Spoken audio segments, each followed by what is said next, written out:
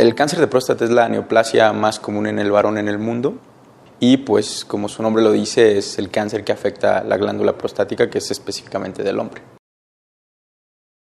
El cáncer de próstata es un cáncer silente. Esto quiere decir que los síntomas no aparecen hasta etapas muy avanzadas de la enfermedad, como en la mayoría de las neoplasias. Y estos a veces se pueden confundir con algunas otras enfermedades del tracto genital o urinario en el hombre. Las más comunes quizás serían los síntomas del tracto urinario inferior obstructivos. Esto se traduce a síntomas urinarios como despertar en la noche varias veces a orinar, que el chorro urinario disminuya de calibre, que tenga menos fuerza o intensidad, que existan síntomas como ardor o sensación de vaciamiento incompleto durante la micción. Algunos otros síntomas todavía más raros que estos obstructivos son el sangrado al orinar, el sangrado al eyacular, que esto se llama hematuria o hemospermia, y algunos síntomas de dolor óseo cuando el cáncer es lo suficientemente avanzado como para tomar o invadir las estructuras óseas. Y también puede ser en algunas extremidades en algunas ocasiones, ¿no? En los casos más fatídicos se presenta como una fractura patológica, o sea, quiere decir el paciente se fractura y esto se traduce a un cáncer que invade el hueso y hace que el hueso pierda sus características y por ende sufra una fractura. En el caso del cáncer de próstata, para el diagnóstico quizá hablaríamos de dos partes, ¿no? Los estudios de diagnóstico presuntivos, que esto es una parte muy importante en el cáncer de próstata, quiere decir los estudios que, si bien no hacen el diagnóstico de la enfermedad, diagnostican a aquellos pacientes que están en mayor riesgo de padecerlo. Estos se llaman propiamente, en el ámbito médico, pruebas de tamizaje o de screening. Existen dos básicamente validadas, que son la toma del antígeno prostático específico. Esto es una toma de la cuantificación de esta enzima en sangre y se realiza como protocolo a todos los varones, generalmente como estándar internacional a partir de los 50 años. La otra forma de tamizaje o de screening es el tacto rectal, que también se debe de ir acompañado de esta prueba de laboratorio y pues tiene que ser realizado preferentemente por el especialista, ¿no? Existen algunos puntos de corte para determinar qué varón está más en riesgo, ¿no?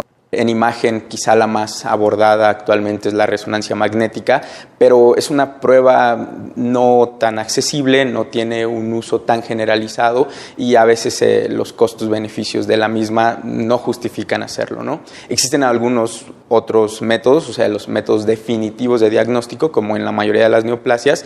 En el cáncer de próstata, el método de diagnóstico es la biopsia o el estudio histopatológico posterior a la biopsia.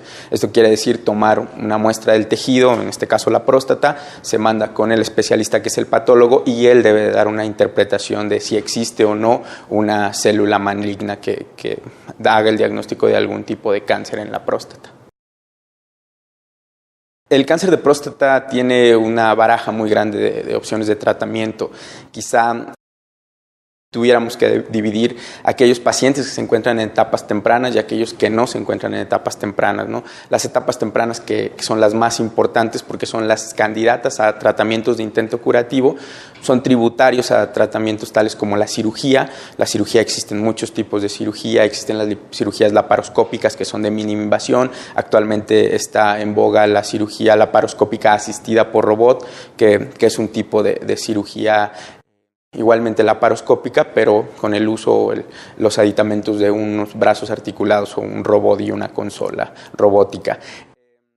Al igual en este tipo de pacientes que se encuentran en etapas de candidatas a curación, existen tratamientos como la radioterapia, que se provee por parte de un especialista que es el radiooncólogo y tiene la misma intención: irradiar las células prostáticas cancerígenas, destruir tisularmente estas células y que el cáncer literalmente muera, ¿no? Hay tratamientos hormonales, esto quiere decir bloquear las hormonas de las cuales la próstata se alimenta y entonces de tal manera que la próstata no siga creciendo y por ende el cáncer y no se sigue esparciendo. Estos son tratamientos que se denominan de tipo paliativo, ¿no? No son curativos, pero pueden proveer al paciente un muy buen control de la enfermedad. Disminuir la ingesta de grasas animales, ¿no? Como en algunos otros cánceres de origen glandular. Esto quiere decir las dietas ricas en grasas animales o saturadas estas personas tienen un factor de riesgo aumentado para desarrollar una enfermedad o una neoplasia.